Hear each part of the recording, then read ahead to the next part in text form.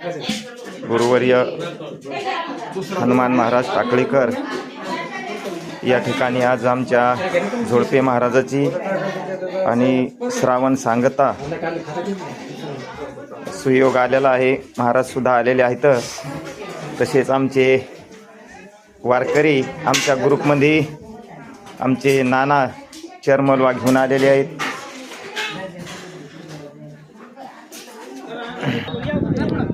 पावसाच्या अभावी सलापोर या ठिकाणी बसलेले आहेत। भक्त मंडळी दरवर्षीच श्रावणाचं सांगता करतात।